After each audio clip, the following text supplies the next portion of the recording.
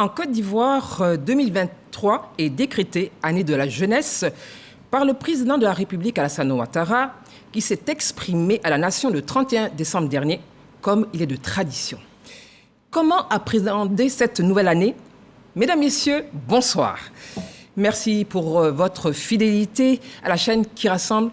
Meilleurs vœux à toutes et à tous. Ce soir, le débat politique porte sur quelle perspective pour la Côte d'Ivoire en 2023.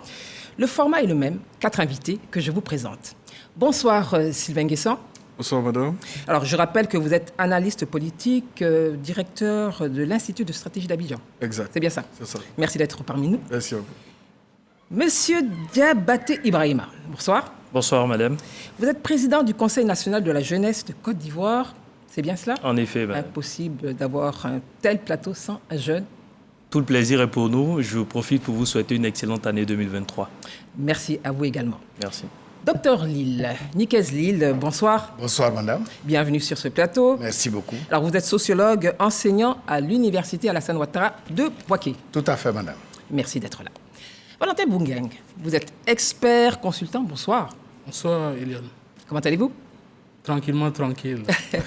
On dirait l'autre. Merci d'être parmi nous. Alors messieurs, après le décryptage du journal télévisé du 31 décembre dernier, ce soir, nous allons nous concentrer sur les perspectives du président Ouattara pour la Côte d'Ivoire en 2023. Et pour ce faire, retrouvons Fatim Diédié et Davis Oyo qui nous proposent quelques éléments clés du message du numéro 1 ivoirien. Nous suivons ensemble. Pour le passage de l'année 2022 à 2023, le président de la République, Alassane Ouattara, a sacrifié à la tradition du discours à la nation. Tous les points qui concernent la vie de la nation ont été abordés. Sur le plan économique, le président de la République a passé en revue les mesures prises pour lutter contre la cherté de la vie.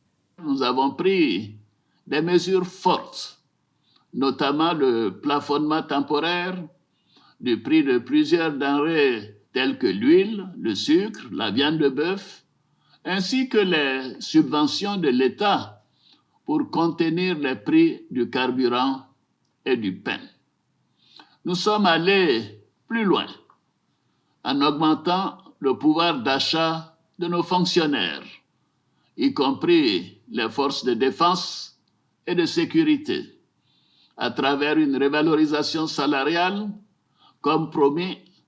Ces agents recevront également, dès la première semaine de janvier 2023, une prime exceptionnelle de fin d'année. Les retraités des secteurs publics et privés ont bénéficié aussi de mesures d'augmentation de leurs pensions. Pour nos parents paysans, nous avons procédé, malgré le contexte difficile des marchés mondiaux, à une hausse des prix du cacao et un maintien de celui de la noix de cajou. Concernant les travailleurs du secteur privé, le SMIC passera de 60 000 francs CFA à 75 000 francs CFA à compter de janvier 2023. Des dispositions qui cadrent avec les perspectives économiques du pays. Les perspectives économiques de notre pays demeurent bonnes, avec un taux de croissance économique projeté en moyenne à environ 7% par an sur la période 2023-2025. La transformation structurelle de notre économie se poursuit avec la hausse, la transformation locale de nos produits. Par ailleurs, nos villes et nos villages continuent de changer et de se moderniser. Les projets structurants en cours dans le Grand Abidjan seront pour la plupart achevés en 2023. Pour l'intérieur du pays, je me réjouis de l'inauguration récente de l'autoroute Yamoussoukro-Tchébissou, ainsi que la réhabilitation de la côtière Abidjan-San Pedro. Ces travaux s'inscrivent dans notre vision de transformation des villes secondaires Autre point évoqué par le chef de l'État, la sécurité du pays. Le président Alassane Ouattara a salué le renforcement du dispositif sécuritaire intérieur, l'augmentation des effectifs et la capacité opérationnelle des forces de sécurité, avant de rassurer l'opinion nationale sur la situation des soldats ivoiriens détenus au Mali. Mes pensées vont particulièrement à l'endroit de nos soldats détenus au Mali depuis le 10 juillet 2022. Grâce aux actions diplomatiques entreprises avec l'appui de dirigeants de plusieurs pays amis, notamment le président de la République togolaise, son Excellence M. Faure Gnassingbé, 3 soldats femmes ont été libérés en septembre dernier. Les 46 autres soldats regagneront bientôt le sol ivoirien. Sur le volet socio-politique, le président de la République a félicité le Premier ministre Patrick Achi et l'ensemble du gouvernement pour la mise en œuvre de la 5e phase du dialogue politique. Je félicite chacune et chacun d'entre vous pour les efforts que vous consentez pour la paix, le renforcement de l'unité nationale et la consolidation du vivre ensemble, avec notamment la mise en œuvre de la plupart des recommandations de la 5e phase du dialogue politique. Un point d'honneur a été consacré aux jeunes. Je crois fermement en votre capacité à contribuer au développement de la Côte d'Ivoire. C'est pourquoi j'ai décidé de faire de 2023 l'année de la jeunesse. Je répète, 2023 sera l'année de la jeunesse. Nous allons renforcer et accélérer notre dispositif d'accompagnement de nos jeunes à travers de nombreuses actions, notamment le renforcement et l'expansion des écoles de la seconde chance pour ceux qui sont sortis trop tôt du système éducatif ou qui souhaitent se réorienter. Plusieurs sujets étaient au menu de ce discours du Nouvel An du président de la République, entre autres la santé, le climat, le retour massif des réfugiés ivoiriens, les infrastructures et le programme social. Alassane Ouattara a invité l'ensemble de ses concitoyens à aborder 2023 avec confiance et à s'unir pour bâtir une Côte d'Ivoire prospère et solidaire. Merci Fatim Diédié et Davis Oyo. Mesdames, Messieurs, nous voulons une émission interactive.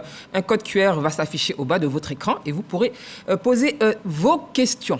Alors oui, c'est une invite du président Ouattara à bâtir une Côte d'Ivoire prospère et solidaire et surtout, l'année 2023, année de la jeunesse. Réaction par rapport à ce choix fort, la jeunesse, président ? Alors, merci. C'est avec un grand intérêt que nous avons suivi donc l'adresse à la nation du président de la République, son Excellence M. Alassane Ouattara. Il faut noter déjà que la jeunesse, c'est un poids démographique aujourd'hui. En Côte d'Ivoire, c'est 75,6% de notre population qui a moins de 35 ans. Donc, cette décision est une décision salutaire. Mais ce qui a le plus attiré notre attention, c'est le fait que la plus haute autorité de notre pays, la Côte d'Ivoire, c'est-à-dire le président de la République, place cette confiance-là en dédiant cette année à la jeunesse, mais mieux disent officiellement qu'il compte vraiment sur le génie créatif des jeunes pour contribuer au développement économique, social donc, de notre beau pays, la Côte d'Ivoire. Donc c'est une année dédiée à la jeunesse et les jeunes donc, saisiront cette occasion pour démontrer également qu'ils ont leur part à jouer, leur responsabilité dans le cadre du développement de notre pays. On en parlera tout à l'heure. Docteur Lille, sociologue, l'année 2023, la jeunesse au cœur de la décision du chef de l'État et au cœur des activités et des actions du gouvernement? Je pense que c'est une bonne préoccupation de mettre cela en priorité parce que non seulement on a toujours dit que la jeunesse est l'avenir des pays, mais peut-être que là où véritablement il faille s'assurer de quelque chose, oui, c'est que les jeunes eux-mêmes sont prêts, préparés, conscients, battants et prêts à prendre leurs responsabilités par rapport à la perche qui leur est tendue. Vous avez des doutes? Pas que j'ai des doutes en tant que tel, puisqu'on ne peut pas mettre toute la jeunesse dans le même panier, mais tout est question de tendance. Quelle est la tendance de notre jeunesse? peut-être parfois la facilité, penser que tout leur est dû. Et penser aussi que, même sans expérience, de manière théorique, la vie se passe. Donc il y a quand même, c'est pas forcément un doute, une suspicion, mais c'est du réalisme. On en parlera tout à l'heure. Docteur Nguessan, alors... Oui, c'est une bonne initiative, mais bon, j'avais quand même un peu de chance. C'est-à-dire On a vu le président Bédi au pouvoir et sa politique pour la jeunesse. On a vu le président Laurent Gbagbo au pouvoir, sa politique pour de la jeunesse. Pour le président Oufoué, quand même, j'étais relativement jeune, donc je ne peux pas évaluer. Et on voit aujourd'hui la politique pour la jeunesse.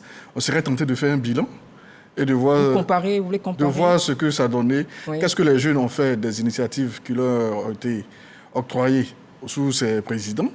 Qu'est-ce qui a changé? Est-ce que, bien sûr, on pourra trouver le CIRES, le Bureau national des prospectives, certainement que des études ont été faites, ministère de l'économie, budget, plan et développement, certainement que... Mais les contextes n'étaient pas les mêmes.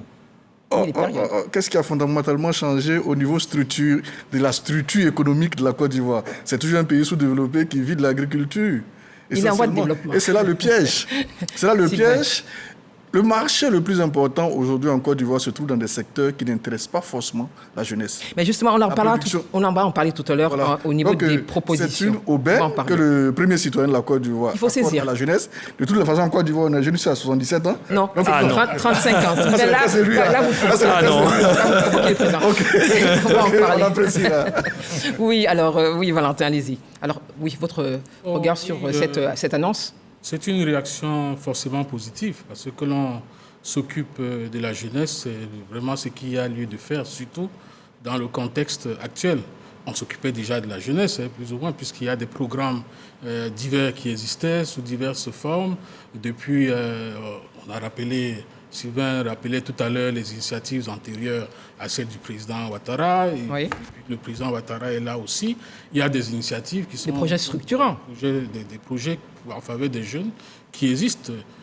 Maintenant qu'on dédie toute une année de façon officielle à la jeunesse, et il n'a pas fait que dédier l'année, il a quand même listé un certain nombre d'actions qui sont attendues et sur lesquelles on peut faire un bilan à la fin de l'année. Donc c'est ça le plus important, à mon avis. Il a pris un engagement qui a été pris, mais c'est tout un gouvernement qui est engagé. Et justement, cette question fait réagir nos internautes. Alors, jeunesse, c'est la notion de l'excellence. Comment faire la jonction entre la jeunesse et l'excellence, président? Alors, moi, je pense que... Avant d'arriver sur les autres points. Avant d'arriver, bien sûr, sur les autres points, je veux intervenir sur la question que vous avez posée tout à l'heure. Alors, je veux préciser qu'effectivement, depuis au moins ces 30 dernières années, il y a plusieurs politiques, il y a plusieurs stratégies pour faciliter l'autonomisation des jeunes.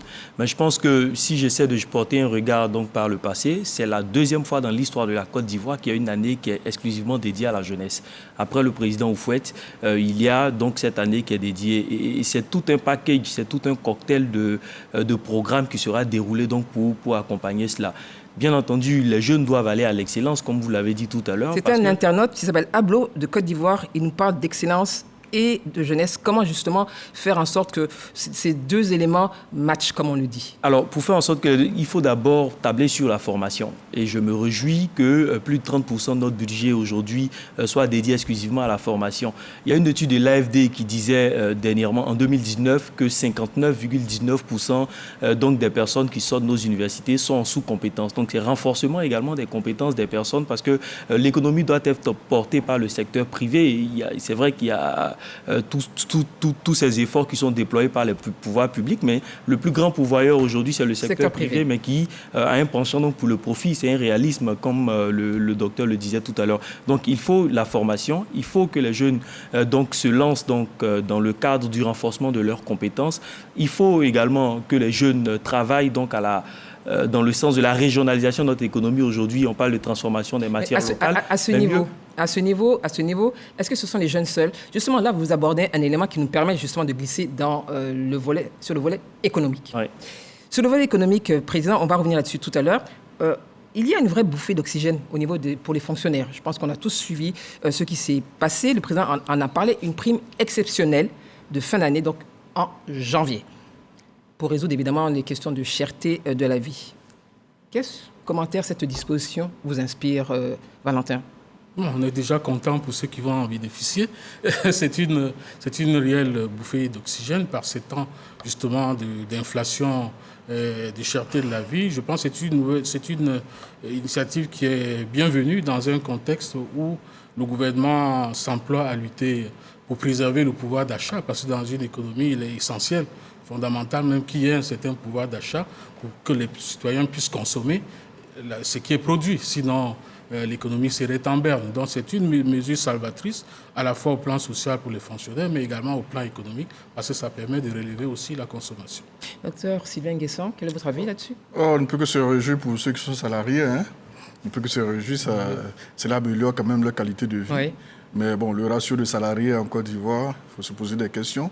Quelles incidences cette augmentation va-t-elle avoir sur le marché?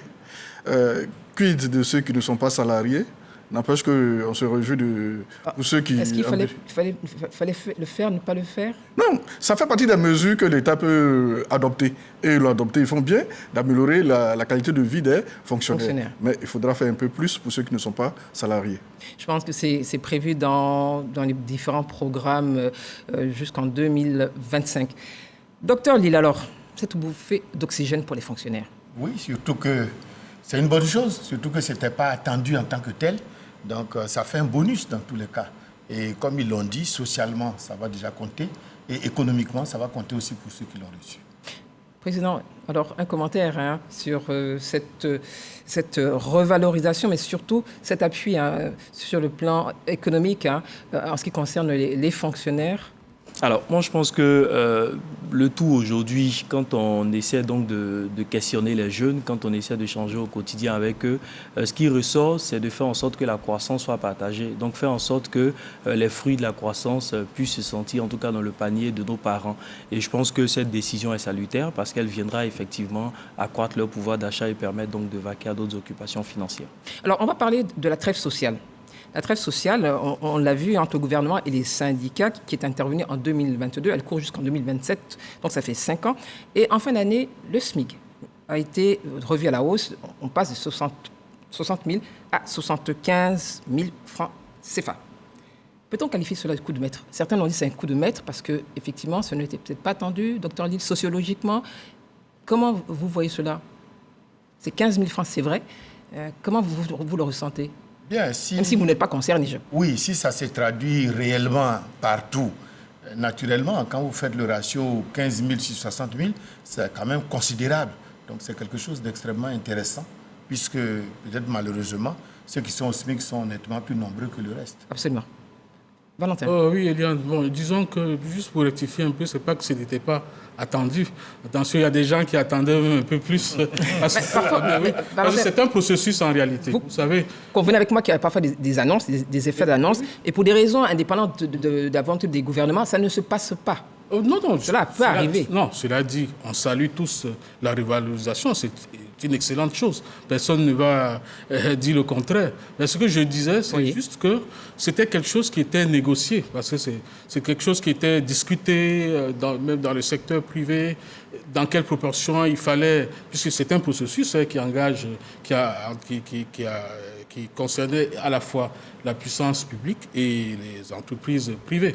Et donc, ce sont des négociations. Au cours de ces négociations, il y en a qui voulaient une réévaluation un peu supérieure à celle-là, et autres, il fallait également tenir compte de la réalité économique. Donc, c'est ce qui a été fait par le chef de l'État. Et je pense que c'est très bien, c'est une bonne chose, c'est bien à prendre.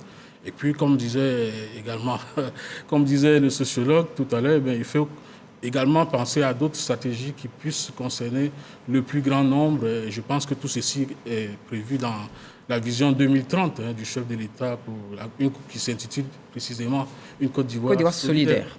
Docteur Nguessan, Valentin lui disait il y a eu des négociations qui peuvent ne pas aboutir, mais aujourd'hui, le SMIC a été revu à la hausse.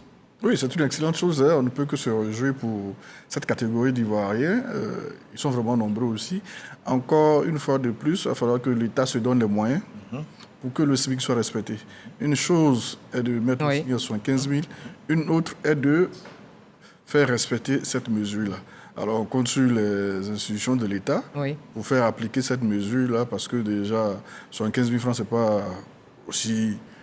Alors, si on doit diminuer encore, alors que tout le monde a entendu que c'est 75 000, alors il faudra que les institutions de la République y veillent pour que cette mesure-là soit respectée. Alors, est-ce qu'il n'y a que les institutions de la République qui doivent y veiller? Est-ce que les personnes qui sont justement, tout le monde, comme vous le dites, on sait qu'il y a 75 000 francs aujourd'hui, et si moi je suis au SMIC et je ne reçois pas ces 75 000, est-ce que... on ne peut pas penser à un recours? On a vu le cas de la Côte d'Ivoire où certains ont revendiqué leurs salaires, ils ont été radiés des effectifs. Non, oui, mais là, c'était un engagement. On parle de perspective et de prospective. C'est un engagement qui a été pris et ça a été dit. Je ne pense pas que quiconque revienne en arrière. Alors moi, c'est juste un appel pour moi, les citoyens. On doit aussi avoir notre part, en réalité, en ce qui concerne notre bien-être. L'État fait sa part. Bien sûr. C'est le rôle des syndicats que ceux qui sont syndiqués puissent remonter l'information à leur centrale, qui, elle, est une personne morale. Bon, on ne peut pas trop savoir d'où vient l'information, ça pourra peut-être préserver. Sinon, dans l'histoire récente de la Côte d'Ivoire, on a vu plusieurs salariés qui ont été radiés parce qu'ils ont eu vraiment à remonter ce genre d'informations. Mais je pense que ce n'est pas pour autant qu'il faille baisser les bras. Non. Alors, on va finir avec les syndicats. Messieurs, c'est vrai qu'on parle de ces syndicats qui n'ont pas toujours été fédérés. Mais aujourd'hui, comment vous voyez justement cette prise de conscience? Mais ils se sont mis ensemble pour arriver pour une cause nationale. Comment on arrive à ce genre de situation, Président? Alors, moi, je pense qu'il y a des questions, au-delà de toute tendance, au-delà de toute obédience, au-delà de toute origine, qui doivent faire l'objet d'un consensus national. Et je pense que l'amélioration des conditions de vie des concitoyens, des citoyens, des Ivoiriennes et des Ivoiriens doit faire partie donc de ces questions-là. Et je pense effectivement que c'est pour cette raison que tous les syndicats se sont réunis et à l'unanimité ont adopté donc un document. Et je me réjouis que les échanges avec le ministère en charge de la fonction publique aient porté récemment. On a vu même qu'au niveau des journées portes ouvertes organisées par le ministère, les syndicats y étaient. Ils ont rendu un témoignage. Moi, je pense que c'est une décision salutaire. Et le plaidoyer que nous faisons, c'est que... Lequel ? Le plaidoyer que nous faisons, c'est que toutes les autres composantes de la société s'unissent comme ça autour de questions d'intérêt national pour le profit de la jeunesse qui, comme je le disais tout à l'heure, est la frange la plus importante de notre population. Alors justement, en parlant de la jeunesse, on a beaucoup de messages. Par exemple, là, M. Koulibaly, il dit... alors, quel mécanisme... Mais ça, c'est ce plan économique, pardon. Il dit quel type de jeunesse est concerné par la déclaration du chef de l'État?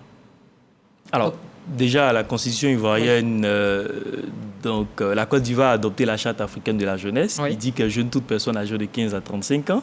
Ce que je sais, c'est que la Côte d'Ivoire, l'ayant ratifiée, prête allégeance à cette charte-là. Et la Constitution dit que jeune toute personne âgée de 16 à 35 ans. Oui. Alors, ce que je sais, c'est qu'au niveau des programmes, au regard de toutes les crises successives que la Côte d'Ivoire a connues, tous les programmes aujourd'hui en faveur des jeunes touchent les personnes âgées de 15 à 40 ans.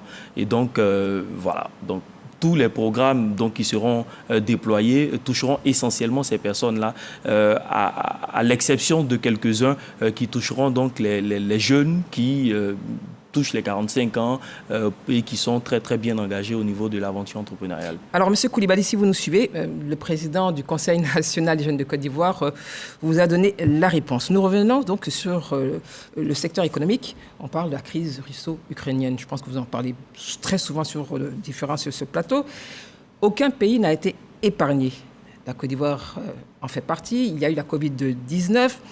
Et des décisions ont été prises justement pour plafonner temporairement le prix de certains produits de grande consommation. On a vu que la vie est devenue chère. Alors, c'était la solution à adopter, docteur Nguessan. Le président en a parlé, il est revenu là-dessus. C'était vraiment la solution idoine.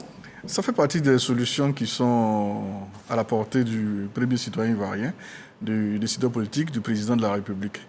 Je souhaiterais qu'on aille un peu plus loin de nos approches en fonction de nos partis politiques. Non, il faudra faire fi de cela. Penser à la Côte d'Ivoire. Je ne comprends préciser votre... Je veux dire, la Côte d'Ivoire est dépendante du riz à hauteur de 406 milliards par an. Oui. Le poisson, c'est 413 milliards par an. Les fruits, c'est 153 milliards. Les trois réunis, ça fait plus du 10e du budget ivoirien. Alors, c'est bien de prendre des mesures à court terme, mais pendant qu'on parle de l'année de la jeunesse, il va falloir certainement orienter. M. Koulibaly a bien fait de poser de quelle jeunesse il s'agit. Il s'agit de toute la jeunesse ivoirienne. Ceux qui se sont aptes pour les métiers de la riziculture, il faudra les y encourager. C'est un marché interne de 406 milliards par an. Ceux qui se sentent aptes pour l'élevage du poisson, c'est un marché interne de 413 milliards par an.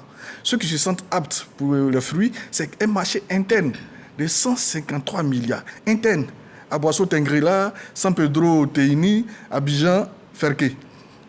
Plus de 1000 milliards à l'interne. Et on a la chance, le riz c'est 3-6 mois. Donc à l'interne, on peut déjà créer une classe de riziculteurs qui va s'approprier ce marché. On parlera justement également. On parlera justement de la formation,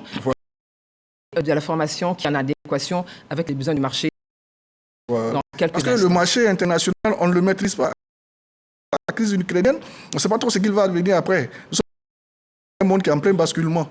À l'interne, les mesures que nous pouvons prendre, que nous maîtrisons, comme l'encouragement à la riziculture, à la sylviculture, il faudra fortement s'y mettre. Très bien. Valentin ? Oui, je veux préciser quand même à la suite de ce que Sylvain vient de dire, lorsqu'il y a une situation de ce type qui apparaît, il y a bien sûr des mesures urgentes. Il y a des mesures urgentes de court terme qu'il faut prendre quand l'État a les moyens de le faire. Et Dieu merci, l'État c'était le cas. Avait les moyens de le faire et l'a fait. Il faut l'en féliciter. Et puis, il y a des mesures un peu que je qualifie de mesures structurelles. Ça aussi, ça a quand même été annoncé. Il y a des débuts. En même temps qu'il y a eu ces mesures pour contenir, par exemple, les prix de certains produits, également, il y a eu des programmes qui ont été lancés. Vous savez qu'il y a un vaste programme rizicole qui est lancé depuis pas mal de temps et qui vise l'autosuffisance en riz d'ici 2025, c'est-à-dire 100% de couverture en riz. Donc, ce sont des choses qui existent. Ce qu'il faut dire peut-être, c'est qu'il faut véritablement mettre l'accent davantage sur ces choses-là, d'autant plus que nous avons maintenant les enseignements qu'on a pu retirer et de la Covid-19 et de la guerre en Ukraine avec les ruptures des chaînes. Il faut qu'on se réinvente.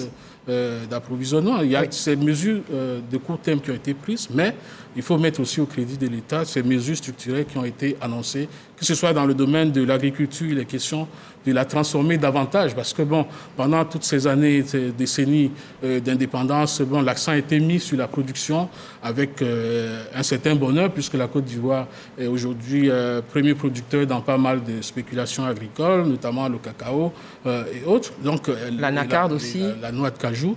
Et tout ça, maintenant, il faut passer à une autre étape parce qu'on voit très bien que les prix ne dépendant pas de nous, eh bien, nous sommes à la merci des prix qui sont fixés sur les marchés internationaux par d'autres que nous. Donc, il faut changer de modèle. Il faut changer de modèle, d'où l'accent qui est mis aujourd'hui sur la transformation structurelle. Parce que si on ne transforme pas ce que nous produisons, ne serait-ce que de la première ou la deuxième transformation, eh bien, il y a beaucoup d'éléments, beaucoup d'aspects de la chaîne de valeur qui nous échappent. Est-ce que vous savez que, par exemple, sur le marché du cacao, du chocolat, c'est 100 milliards de dollars et que dans ces 100 milliards de dollars à l'échelle internationale, les producteurs n'en récoltent que 5%. C'est un gros chantier. C'est un vrai débat. Il y a des choses qui sont faites déjà dans ce sens. Il faut plaider pour qu'on aille plus loin, pour qu'on mette véritablement l'accent sur la transformation de nos produits. Au niveau de la transformation, le chef de l'État en a parlé, et même sur le plan local. Donc, il y a un processus qui est en cours et qui devrait pouvoir se renforcer justement pour que la Côte d'Ivoire arrive à cette vraiment indépendance à ce niveau, en tout cas. Docteur Liel, un commentaire justement sur cette question? Oui, ils ont déjà tout dit parce qu'il fallait quand même amortir. On se rappelle l'année dernière, autour de février-mars, les prix ont sérieusement flambé. C'est vraiment à partir du mois de juin qu'on a vu un peu que les choses commençaient à être mieux maîtrisées. Donc, comme ils l'ont dit, il y a toujours à amortir d'abord le choc inattendu. Parce qu'il y avait urgence. Oui, il y avait urgence. Mais après, c'est toujours une vision. Maintenant qu'on le sait, que fait-on? Et je pense que c'est dans ce sens que vous avez parlé de se réinventer. C'est dans ce sens qu'ils ont parlé de revoir tout ce qui va être accordé à la jeunesse, parce qu'il faut le mettre dans une perspective. Il faut le mettre dans une vision. Parce qu'après ces crises, quoi d'autre? Et tout le monde est sûr. Il faut tirer les leçons aussi de ces crises. Voilà, de cette crise-là. Voilà. Parce que le pire n'est pas de rentrer dans les crises, mais c'est votre capacité de résilience. Et plus que la capacité de résilience, c'est la capacité de projection dans l'avenir et de réinventer d'autres secteurs d'activité économique qui n'avaient pas été pensés. Par exemple, la transformation est quelque chose à penser. Avec le blé, on a vu que le manioc est venu suppléer. Oui. Il y a beaucoup de choses à faire à ce niveau-là. Et je pense que quand on parle de jeunesse responsable, qui a de l'initiative et qui est créatrice, c'est sur ce plan-là qu'on doit les attendre. Alors justement, on revient encore à la jeunesse. Elle est très importante. C'est l'année de la jeunesse 2023, Président. Beaucoup de questions. Alors, Monsieur Koulibaly, on en a parlé. Alors, on parle de fonds. Monsieur Kolo Kassoum demande quel mécanisme pour faciliter l'accès aux fonds pour les jeunes entrepreneurs. Valentin, à moins que vous ayez peut-être... Oui, sans problème, je veux bien je pense prononcer que vous là-dessus. pourrez rapidement, justement, oui. En fin d'année 2022, le ministère en charge de l'insertion professionnelle des jeunes a lancé donc la nouvelle plateforme de financement des projets et qui permettra depuis le 2 janvier 2023 aux jeunes qui sont porteurs d'initiatives estimées entre 100 000 francs CFA et 100 millions de francs CFA en fonction de la taille du projet ou encore de l'orientation, de pouvoir bénéficier donc de ces prêts-là. Donc il y a une plateforme de financement. Donc ce que je conseillerais donc à M. Kassoum, c'est de se rapprocher des services donc, de l'agence emploi jeunes qui sont dans toutes les mairies aujourd'hui. Donc il y a une décentralisation des services, mais mieux de penser à une touche un peu plus novatrice. Tout à l'heure sur le plateau, on a entendu donc que notre agriculture est encore à l'étape rudimentaire. C'est bien bon donc de dire que notre vous êtes innovant, vous êtes créatif. Voilà, les nouvelles technologies, c'est vous. Et justement, ce que je suis en train de dire, c'est que c'est la jeunesse, les nouvelles technologies. Mais il y a également l'expérience. Et l'expérience, on ne l'acquiert pas en sortant des universités. Vous voyez qu'aujourd'hui, les jeunes qui bénéficient donc de toutes les offres de l'agence emploi jeunes sont des jeunes soit qui sont des primo-demandeurs ou des jeunes qui ont déjà une expérience. Je ne parle pas de ceux qui ont une expérience, mais je parle également de ceux qui se lanceront sur le marché. Qu'est-ce qui fera la différence entre eux et les autres? Je pense que c'est la touche novatrice. Et je me réjouis effectivement que les projets qui seront financés à partir donc, du 2 janvier 2023 accordent une grande importance à la transformation locale donc, de nos matières, mais également au commerce et encore à d'autres métiers d'avenir tels que l'innovation technologique également. Alors, messieurs, tout à l'heure, vous parliez des prix ou de contrôle et je disais qu'il est important aussi que nous, les citoyens, nous puissions interpellé, on parlait justement du SMIC. Et là, nous avons une question de monsieur Chapeau. Alors, il dit ceci. Alors, je voudrais savoir à quand la mise en pratique réelle de cette fameuse question du SMIC pour nous autres qui sommes du privé. Mais sauf erreur de ma part, je pense que le président de la République a parlé justement de négociation avec le privé. Lors de son discours. Donc, monsieur Chapeau, voilà, je pense, la réponse. En revanche, il y a Madame Bonny qui dit ceci. Je salue les mesures prises par le chef de l'État, notamment l'affichage des prix. Comment se fera le contrôle sur l'ensemble du territoire pour être sûr que les prix plafonnés sont respectés? Nous revenons justement à cette question citoyenne et de contrôle. Docteur Lille, vous souriez. Bien, moi, je pense que le contrôle doit être à la puissance publique, puisque c'est à elle de se faire respecter, de faire respecter ce qu'elle prend comme mesure. Il y a des équipes au niveau du ministère du Commerce qui sillonnent certains quartiers, certaines villes. Oui, mais vous savez, aujourd'hui, quand on parle de démocratie, on parle aussi de démocratie citoyenne. Absolument. Parce que si l'État, qui a le monopole de la violence légale, prend une mesure, elle peut s'assurer par les forces de l'ordre, par beaucoup de contrôleurs, etc., que c'est fait ou ce n'est pas fait, par les contrôles inopinés. Oui. Mais les citoyens ont également la responsabilité de s'organiser, parce que seul, ce n'est pas toujours évident d'aller confronter des commerçants. Comme on l'a dit, c'est la loi de l'offre et de la demande. Si vous proposez un prix, que quelqu'un arrive tout seul, on dit, mais si tu n'es pas content, mets-toi de côté, quelqu'un d'autre paiera. Mais c'est à nous de nous organiser dans une démocratie citoyenne pour faire triompher notre droit.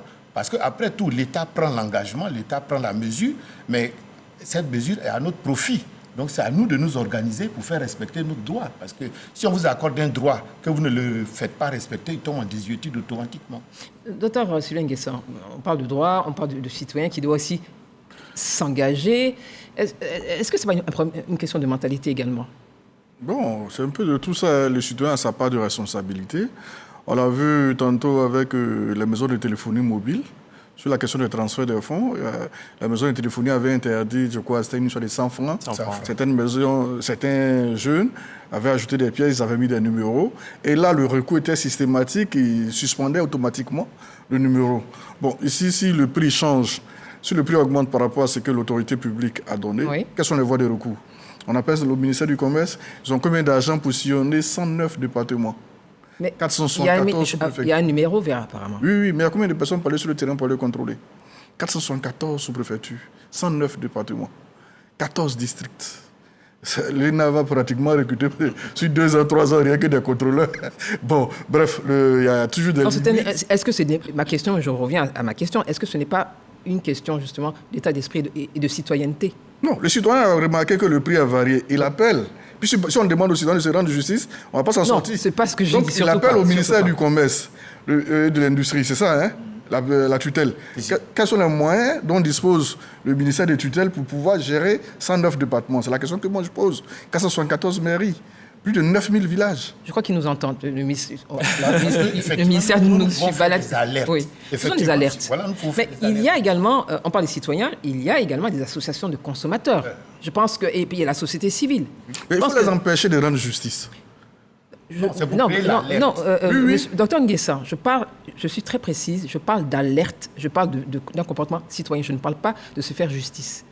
Les alertes, je pense qu'il y a des associations de la société civile, de consommateurs qui peuvent faire remonter l'information et se mettre peut-être ensemble pour porter ce message à qui de droit. Non, le message peut passer, mais bon, moi je voudrais bien voir les moyens dont disposera le ministère. Il ne faut pas oublier que notre loi aussi, c'est une fixation libre des prix. Ça aussi, il faut le savoir. Alors, à l'origine, la Côte d'Ivoire est un pays capitaliste et par conséquent, c'est une question d'offre. Mais quand quand une décision est prise, on plafonne les prix. En plus, on sort d'une situation délicate ou difficile. C'est pas que la Côte d'Ivoire qui est touchée. Oui. Comment on doit se comporter? C'est ce qu'on a dit. À la fois l'État qui se donne les moyens, si possible, et aussi aux citoyens de faire les alertes. Très bien. Alors, messieurs, nous allons attaquer le plan sécuritaire. En interne, évidemment, on a vu avec l'unité police-recours, on voit dans certains quartiers, à certains carrefours, elle est très, très, très présente et dissuasive. Et le président de la République a parlé des capacités des forces de défense et de sécurité qui vont être renforcées. En externe, il s'agit de lutter contre le terrorisme et autres menaces. Comment fait-on dans une sous-région traversée par des perturbations constitutionnelles? Docteur Sylvain Nguessan, je vous pose la question en premier. Bon, il y a des choses qu'on ne pourra pas dire sur un plateau télévisé. Non, mais je ne vous aurais même pas laissé dire cela, de toutes les manières, rassurez-vous. Non, mais je voudrais couper. Il y a des mesures militaires et des mesures sociales. Mesures militaires, la partie a été bouclée. Oui. Avec plusieurs choses sur le terrain. Bon, le risque zéro n'existe pas, mais quand même des dispositions ont été prises. Ce qui est intéressant en Côte d'Ivoire, c'est que les autorités n'ont pas versé dans la fameuse théorie du complot. Elles ont cru en l'existence du terrorisme et elles ont déployé des moyens sur le terrain. Ça, c'est à saluer. Donc, les mesures militaires, on peut permettre qu'on n'y aille pas plus que ça. Même non, je ne vous laisse même pas y aller. Oui. Même la forêt, le parc de Komodo, c'est 1 million. Oui. Les mesures ont été prises. Bon, on ne dormira pas sur les 2 oreilles, mais quand même. Maintenant, au côté social, il y a eu 2 programmes qui sont sur le terrain présentement. Le PS Gouv 2, un budget de plus de 3 milliards, financé par l'État de Côte d'Ivoire. Et il y a un projet qui a été lancé dernièrement par M. le Premier ministre, financé par la Banque mondiale, à hauteur de 7 milliards, qui lui concerne 3200 villages, le tiers des villages ivoiriens. Donc, des mesures ont été prises, l'amélioration des conditions de vie des populations, le financement des projets de jeunes. On espère qu'ils vont s'engager vraiment dans des projets qu'ils maîtrisent. Et surtout au niveau des frontières. Non, ça concerne au-delà. On met l'accent, on communique sur... Le PS Gouv concerne toute la Côte d'Ivoire. C'est vrai que l'accent est mis beaucoup sur... C'est un accent au niveau des frontières. Voilà, il y a beaucoup de communication sur les 6 régions qui sont acculées, mais le PS Gouv concerne toute la Côte d'Ivoire. Comme le projet COSO. Mais comme je vous parle du terrorisme, il faut savoir que j'insiste sur ces frontières. Mais les cellules dormantes, il y en a partout. Eux, ils ont la cartographie des cellules dormantes dont on ne parlera pas sur un plateau. Donc là où il y a des cellules dormantes qui sont agissantes, il va falloir aller occuper la jeunesse de ces localités-là. Justement, donc on revient aux jeunes... En matière de radicalisme, bon, on parlera des jeunes, mais il n'y a pas que des jeunes. Hein? Oui, on parle des jeunes parce que lorsqu'il y a ce genre d'action de terrorisme, etc., les jeunes sont touchés, les femmes également. Il y a une population vulnérable. Alors, justement, par rapport à ce dont on parle, comment on s'organise justement pour éviter et faire en sorte qu'il y ait cette consolidation pour lutter ou résister à... on va dire, au terrorisme. Comme monsieur Sylvain Nguessan le disait tout à l'heure, en dehors donc de la réponse militaire, il faut une approche sociale. Elle a commencé. Oui, bien sûr, avec le programme spécial donc, du gouvernement, le PS Gouv 2 qui a été lancé, 3 milliards. Également, mais également le programme spécial à l'attention des jeunes dans les zones du Grand Nord avec un déploiement des TIMO, du Fonds d'appui aux acteurs du secteur informel, etc. Mais parallèlement à ça, il faut noter une mobilisation des organisations de jeunesse également. Du 16 au 17 décembre 2022, au niveau du Conseil national des jeunes de Côte d'Ivoire, nous sommes rendus dans le département de Téini pour former et échanger avec 200 jeunes, les 200 jeunes responsables d'organisations de jeunesse. C'était avec l'appui du PNUD et de l'UNFPI. Vous avez formé dans quel domaine? Sur les mécanismes de lutte contre le terrorisme et d'extrémisme violent. Donc le PNUD a un programme qui déploie dans cette zone-là, mais il y avait une action sociale également qui consistait donc à organiser des consultations foraines gratuites avec l'appui de l'UNFPI à l'endroit donc de ces populations. Mais c'était l'occasion pour nous également d'échanger avec ces populations-là sur les risques, sur leurs aspirations et surtout leurs avis dans le cadre de la lutte contre le terrorisme et l'extrémisme violent. Et c'est avec une grande satisfaction que je dois vous dire qu'une commission thématique... C'est pas un secret, hein? Une commission thématique. C'est pas un secret. Non, c'est pas un secret. La commission thématique en charge donc de la prévention et de la gestion des conflits au niveau du Conseil national des jeunes de Côte d'Ivoire est en train donc de consolider toutes les recommandations pour qu'elles soient portées à l'endroit de toutes les autorités. Et vous permettrez également... Elles seront publiques? Elles seront publiques une fois que les mesures seront prises, parce qu'après, tout peut pas être rendu public. Bien sûr. Mais la satisfaction que je voudrais relever également sur le terrain, c'est qu'il y a une forte collaboration entre les forces de défense et de sécurité et la population. D'ailleurs, pendant que nous étions en train de donc, mener cette démarche-là vers le nord, nous avons eu plusieurs fois le commandant supérieur de la gendarmerie au téléphone qui nous a rassurés et qui nous a accompagnés dans la mesure de ses possibilités. Je voudrais lui dire merci. Très bien. Valentin, alors comment justement, comment on gère tout ça avec ce qui se passe dans la sous-région? Oui, voilà, parce que tout ce qu'on a bien parlé, hein, mais ça c'est au niveau national. C'est ça. Voilà. Ça c'est au niveau national. Or, l'expérience du terrorisme nous montre très bien que l'État, si puissant soit-il, ne peut pas à lui seul régler la question du terrorisme, parce qu'il y a une question transversale, transcontinentale, transfrontalière et autres, et qu'il faut absolument une forte collaboration, une forte coopération des services sécuritaires des différents pays de la zone. Sans cette collaboration intime, eh bien, ça serait difficile de juguler à un pays tout seul le terrorisme, quels que soient les mécanismes que vous allez mettre en place. Nos frontières étant généralement des frontières poreuses et autres, avec des brassages de populations qui vont de part et d'autre, eh bien, le risque qu'il y ait des infiltrations existe toujours. D'où la nécessité, donc, je pense qu'il y a déjà des coopérations qui se sont instaurées au plan régional, notamment les coopérations des polices concernant le renseignement, qui est vital s'agissant de la lutte contre le terrorisme, parce que comme vous le savez, tous aussi, les terroristes, ce n'est pas une armée classique, hein, ce sont des armées... C'est une guerre asymétrique. Oui, asymétrique, la menace est asymétrique et il faut pouvoir y répondre. Or, jusqu'à présent, on constate quand même, on constate, c'est le journaliste qui parle, on constate... Vous avez changé de casquette? Oui, non, on constate quand même, le journaliste, c'est les faits. Les faits sont sacrés et les commentaires sont libres, par ailleurs. Mais on constate quand même, on a l'impression que les groupes terroristes ont mieux appris la leçon, collaborent mieux. Vous avez des régions où État islamique, Al-Qaïda collaborent facilement face à l'ennemi commun. Vous voyez, en face, on a encore des États qui, pour des raisons diverses, freinent un peu les pas. On a vu le G5 Sahel essayer de faire quelque chose, mais toujours il y a eu un problème de financement avec le G5 oui, il y a eu tout un sommet consacré par la CEDEAO au terrorisme, avec des fonds qui ont été prévus, enfin qui ont été annoncés, mais sur le terrain, c'est difficile. Or, c'est ça le nerf de la guerre aujourd'hui. Alors, docteur Lille, on va justement avancer sur cette question. Vous êtes sociologue. C'est vrai, hein, donc il y a des efforts qui ont été faits au niveau national, mais comme le disait Valentin, pour pouvoir asseoir cette stabilité, il est important d'avoir aussi ces partenariats sous-régionaux. Le sociologue que vous êtes, quand on parle des populations, comment justement on peut contenir ou arriver à avoir une stabilité et éviter de se laisser tenter par des sirènes de vie dites faciles? Pour eux, ça va être des calculs simples. Parce que quand on vient pour les recrutements, ils proposent des choses extrêmement concrètes, à savoir une moto, une somme d'argent, et puis aussi ils leur servent des croyances, voyez-vous. Donc, je pense que de ce point de vue, comme quelqu'un l'a dit, ils sont un peu avancés, ils étudient la psychologie des populations, et en général, ils font partie de cette population. Avant, les gens pensaient qu'ils venaient forcément de telle ou telle région, mais il faut qu'ils aient toujours des appuis locaux. Il faut qu'ils puissent s'appuyer sur des populations. Maintenant, tout dépend, effectivement, comme vous avez dit, ce n'est pas que militaire, c'est essentiellement social aussi. C'est-à-dire que si quelqu'un trouve qu'il s'en sortirait mieux en restant citoyen honnête, intègre dans son système, ben, quel que soit ce que vous allez lui dire, au contraire, il va collaborer avec les forces de l'ordre. Mais s'il se dit qu'il est laissé pour compte, de sa vie, il n'aurait jamais pu s'acheter une mobilette ou une moto, etc., il sera plus facilement tenté. Ce sont des calculs, comme on dit, l'homo economicus, l'homme calcule les gains et les pertes. Qu'est-ce que je gagne à basculer dans l'extrémisme, même si moralement c'est condamnable, et j'arrive à m'en sortir, par exemple, bon, on va trahir quelques secrets. Il y en a, par exemple, qui ont eu pour des enterrements. Non, ce n'est pas un secret militaire. Il y en a qui avaient des problèmes d'enterrement. Et sur ce, les autres les ont approchés et ils leur ont offert de quoi enterrer les parents. Bon, ça a permis à certains de basculer, par exemple. Bon, en tout cas, ce qui est certain... Si on m'avait posé la question, oui, je peux tenter. Bien sûr. Mais ce qui est certain, les dispositions sont prises. Il n'y a pas le risque zéro n'existe pas. Les dispositions sont prises en Côte d'Ivoire dans ce sens. Alors, on va rester sur le volet sécuritaire et on va arriver au Mali avec les 46 soldats détenus depuis le mois de juillet dernier. Je passe sur les condamnations, 20 ans et d'autres à mort. Alors, le président de la République s'est montré optimiste quant à leur libération prochaine.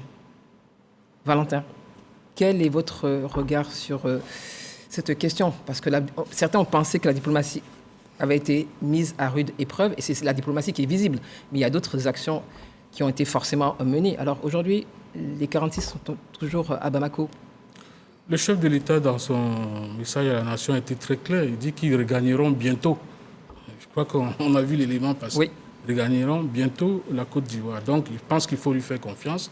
C'est le premier citoyen ivoirien. Il a des éléments d'appréciation que nous, communs du mortel, nous n'avons pas. Donc, il faut lui faire confiance. Je pense que c'est une bonne nouvelle. Il est confiant.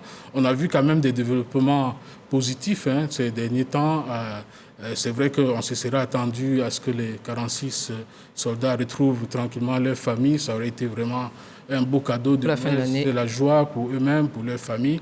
Ça n'a pas été le cas, mais on a quand même noté qu'avant ça, il y a eu une mission ivoirienne qui s'est rendue à Bamako. Le 22 décembre. Il y a eu quand même un mémorandum qui a été produit. Nous n'en connaissons pas tout le contenu.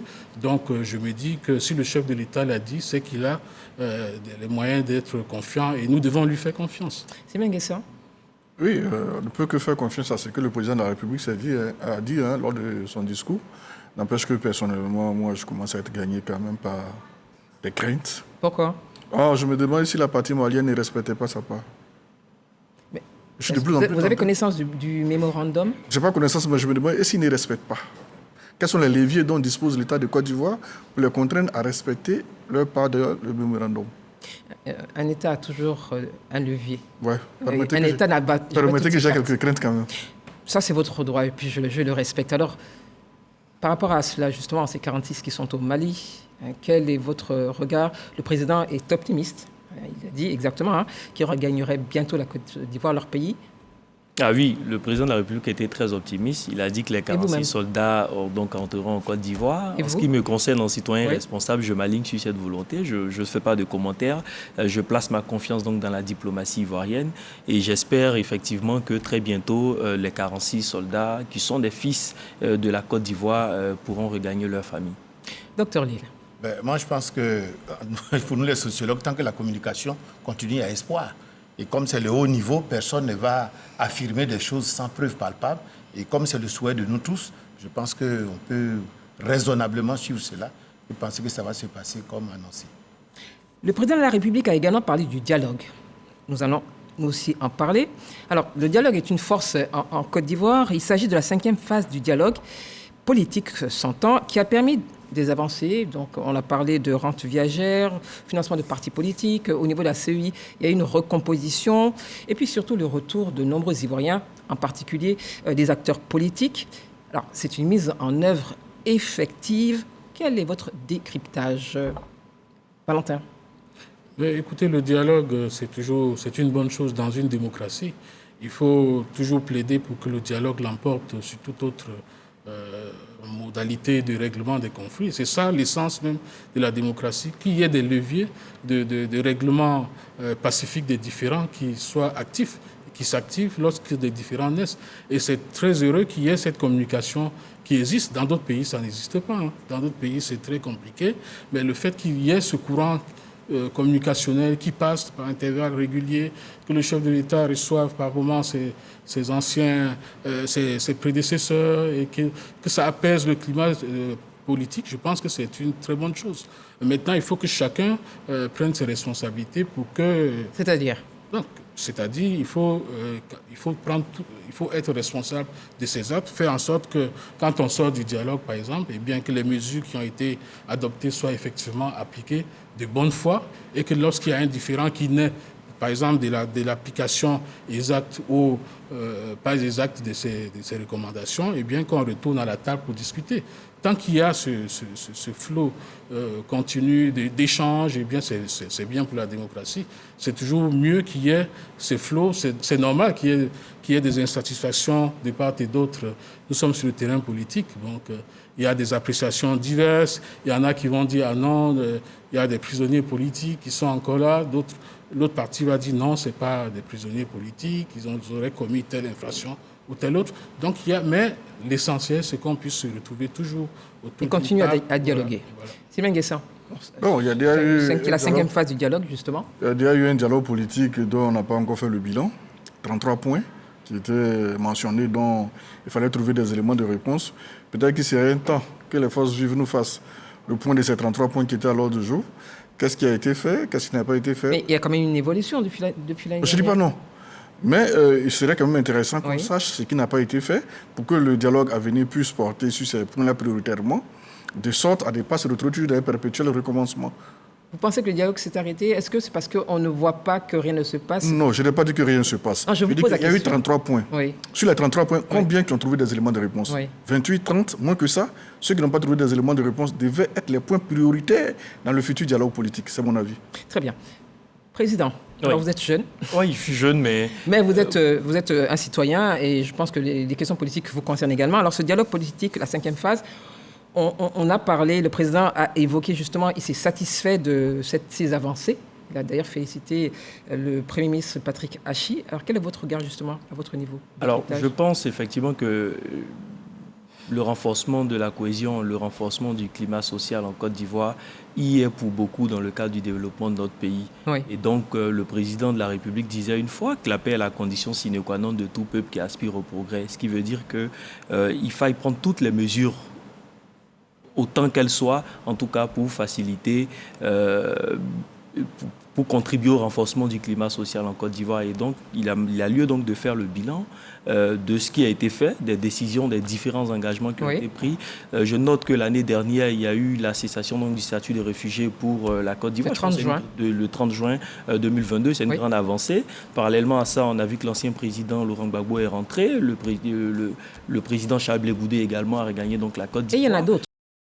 Il y en a d'autres également qui continuent. Et la qui, pour moi, a fait déborder le vase, en termes de satisfaction, c'est la rencontre entre le président Ouattara et ses prédécesseurs. Je pense que ce dialogue-là doit se poursuivre au-delà même de toutes les antennes, au-delà même de tous les canaux télévisés ou encore par le truchement des réseaux sociaux pour en tout cas garantir une stabilité à la Côte d'Ivoire. Et moi je pense qu'il est important donc de porter le cap sur les élections à venir, les élections locales au niveau donc des municipalités et des régionales. Je pense que les élections ne doivent pas être des nids de violence parce que la Côte d'Ivoire, si elle a aujourd'hui donc tous ses exploits là sur le plan économique, c'est parce qu'il y a plus ou moins une stabilité qui est garantie. Stabilité garantie, docteur, après justement la fin de la cinquième phase du dialogue politique, on tend vers...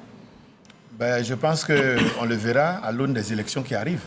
Parce que c'est toujours des systèmes... Mais pour arriver à ces élections, il faut bien préparer un terrain. Justement, c'est là où je le rejoins, je les rejoins les deux, en disant que certes, le dialogue est bien, certes, il y a des choses qui ont été annoncées, certes, il y a des choses qui ont été entamées, mais concrètement, où en sommes-nous?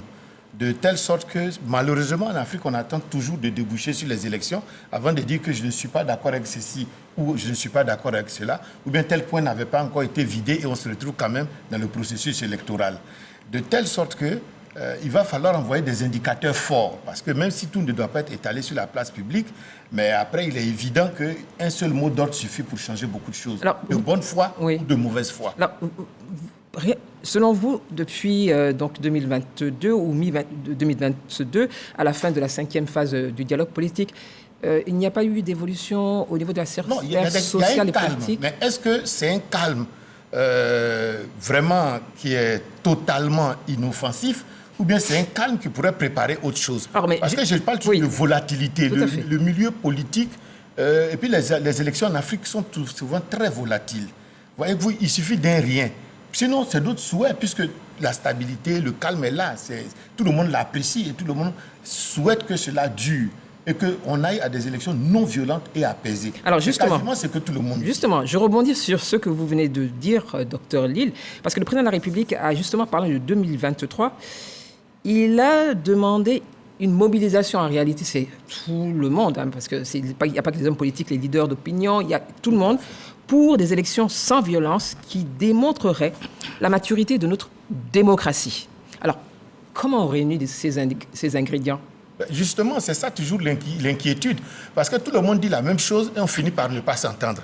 Donc pour nous, il y a toujours, je ne sais pas s'il y a un malin ou il y a un diable, mais non, il y a pas de ça rejoindrait la question de la bonne foi.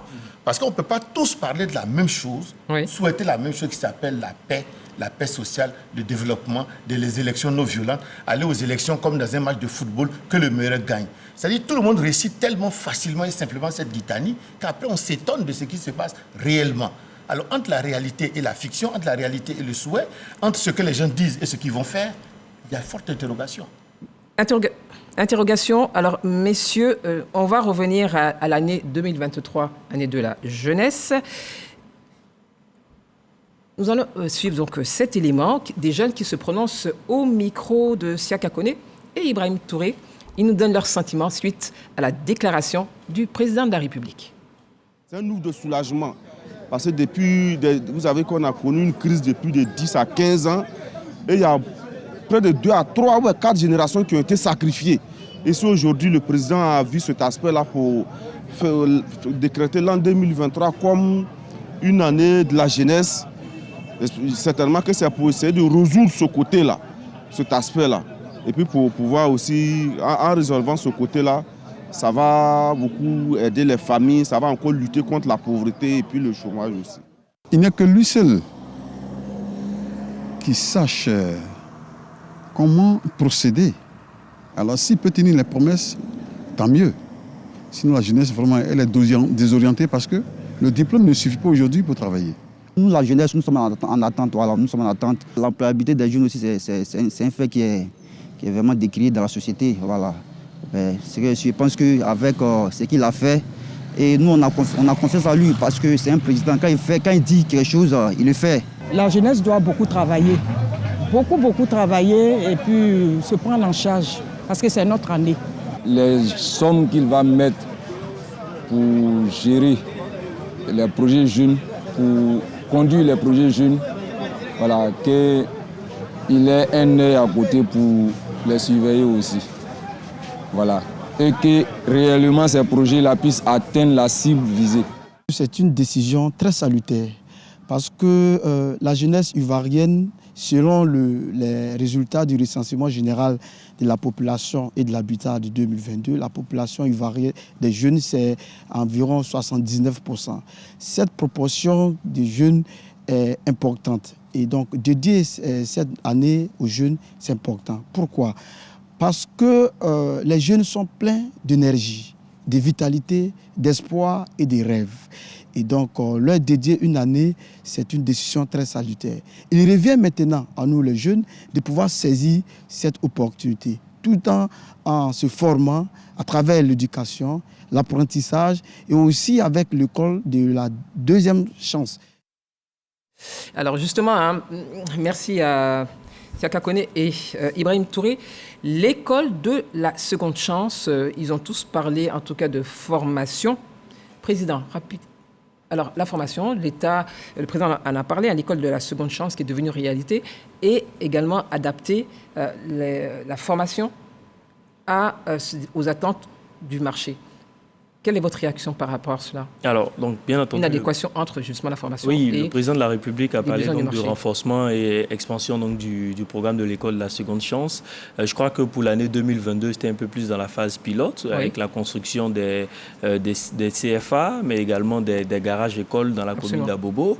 Et pour cette année 2023, un accent particulier sera mis sur la régionalisation de toutes ces initiatives, avec la construction d'un garage auto et des CFA, des centres de formation donc apprentis sur toute l'étendue du territoire national, dans toutes les régions. Et je pense que le fait de passer à échelle attire donc l'attention des pouvoirs publics sur les personnes donc, qui n'ont pas eu de grands diplômes, des personnes qui ont donc décroché au niveau scolaire. Et parallèlement à cela, effectivement, le cadre de la formation, de l'inadéquation entre la formation reçue et donc le marché de l'emploi est un fait. Que faut-il faire? C'est de renforcer l'implication des pouvoirs publics dans le cadre des formations complémentaires qualifiantes et dans le cadre de la formation de reconversion et de réqualification. Dernièrement, nous étions à une session du Conseil d'orientation de l'Agence Emploi Jeune et je me réjouis également qu'il y ait des dispositions qui soient prises par le ministère de la Jeunesse pour permettre de passer à échelle. Et je pense que dernièrement, quand on essaie d'évaluer au niveau des programmes de l'Agence Emploi Jeune, c'était entre 2016 et 2021, plus de 97 milliards qui avaient été investis dans ce domaine. Mais je pense qu'avec une plus grande attention des pouvoirs publics au cours de cette année 2023, nous les jeunes, en tout cas, nous pouvons bénéficier beaucoup plus. Mais mieux, je pense que le dernier intervenant y est revenu là-dessus. Le tout, ce n'est pas de tendre la main. Il y a une main tendue aujourd'hui des pouvoirs publics. Il nous revient à nous, jeunes, de nous approprier cela, de nous rapprocher des services publics en faveur de l'emploi. Justement. Mais d'accepter le renforcement de nos compétences aujourd'hui. Justement. Alors, Monsieur Touré, il nous dit, la jeunesse ne devrait-elle pas saisir cet honneur que le président leur fait pour enfin trouver de vrais mécanismes tactiques qui pourraient ou qui peuvent aider à évaluer les élus. Il lui parle des élus. En fait, la jeunesse et justement ce système, en tout cas la gestion de l'État. Monsieur Nguessan, qu'est-ce que vous pensez justement de cette question de la formation, l'école de la seconde chance, pour donner davantage d'ouverture à tous ces jeunes qui sont formés ou non et qui doivent pouvoir se réinsérer dans le tissu économique? Plus de 75%. C'est l'avenir. La question que je me pose, il y a longtemps quand même qu'on parle de formation en Côte d'Ivoire. Mais est-ce qu'il faille arrêter parce qu'on en a parlé? Non. La question que je me pose aujourd'hui, c'est un débat purement stratégique. Est-ce qu'il ne faut pas donner les moyens à ceux qui sont expérimentés, qui peuvent étendre leurs affaires pour engager plus de jeunes, au lieu de donner les moyens exclusivement aux jeunes qui n'ont pas l'expérience? On mesure un peu le taux de réussite d'un tel projet. Le débat n'est pas nouveau. En 1960, en France, De Gaulle a préféré les champions nationaux. Étendre le pouvoir des entreprises naissantes, couvrir la France, engager plus de jeunes. C'est l'exemple que le Nigeria également a suivi avec ses 50 champions nationaux. Chez nous, on a choisi de donner le pouvoir aux jeunes. On veut les former. C'est bien. On parle également, il y a une politique pour les champions nationaux. C'est vrai que c'est l'année des jeunes, mais la question des champions nationaux, elle est en cours. Vous m'avez posé une question, je vous réponds. Oui, mais non, je vous donne un élément d'appréciation. Quel est le taux de réussite de jeunes qui sont formés, qui 6 mois après disposent de moyens, qui sont mis à leur disposition pour s'installer? On a fait certainement les études, on a tiré des leçons sur ce qui s'est passé. Je me pose des questions. Suffit-il de former des gens, des écoles de seconde chance, etc., etc. Est-ce qu'il suffit d'avoir quelques compétences techniques dans une salle, dans un garage, pour pouvoir effectivement exploiter à bon escient les moyens qui seront mis à leur disposition? Alors, Valentin, c'est ce que je me pose. Valentin, je vous pose également la question. La compétence, la formation, elle est liée à un besoin du marché. Et donc, il est évident qu'il faille former selon ce que le marché demande. Quel est votre commentaire La formation, c'est un gros sujet. Oui. Parce que là, courte. C'est un gros sujet parce qu'on parle de capital humain. Oui. Et aucun pays au monde ne peut se développer sans un capital humain adéquat.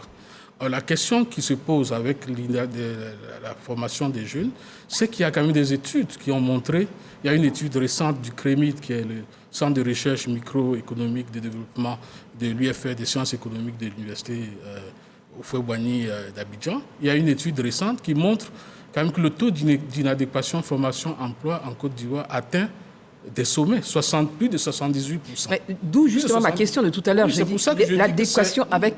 Oui, c'est pour ça que je dis que c'est un problème central et que le président de la République y ait pensé. Je pense que c'est une décision salutaire parce que c'est le point névralgique aujourd'hui.